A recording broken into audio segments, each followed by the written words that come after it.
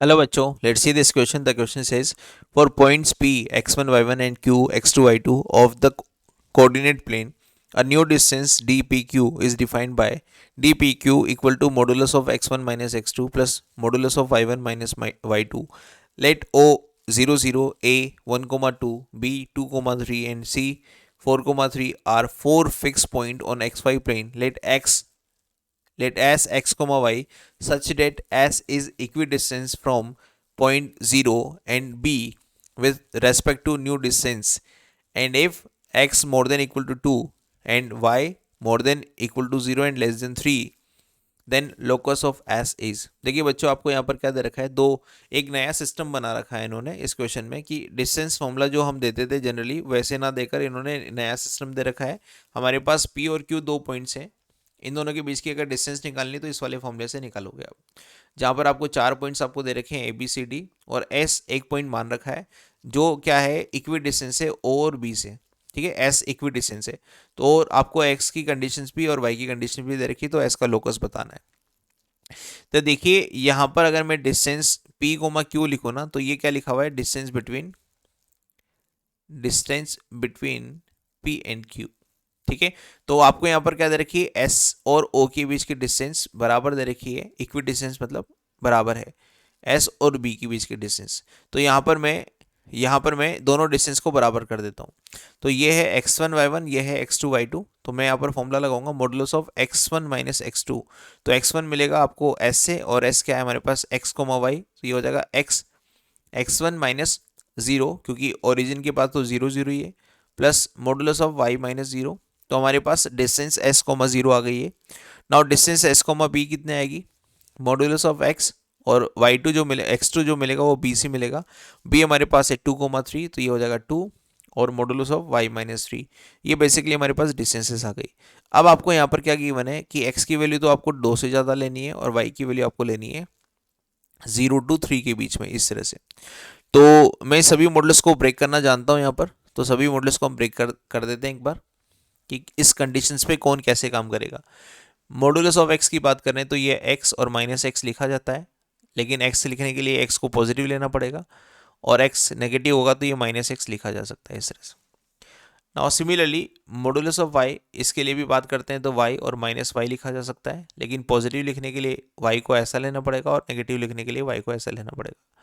Now modulus of x minus 2, इसके लिए भी चर्चा करते हैं। पॉजिटिव और नेगेटिव में दो तरह से इसको लिख सकता हूँ। पॉजिटिव लिखने के लिए एक्स की वैल्यू 2 से ज़्यादा लेनी पड़ेगी और नेगेटिव लिखने के लिए 2 से कम लेनी पड़ेगी। और मॉडुलस ऑफ वाई माइनस 3, इसको भी हम दो टाइप से लिख लेते हैं, वाई माइनस 3 और माइनस वाई प्लस 3। ऐसा लिखने के लिए वाई की वैल्यू 3 से ज़्यादा लेनी पड़ेगी और ऐसा लिखने के लिए वाई की वैल्यू 3 से छोटी लेनी पड़ेगी।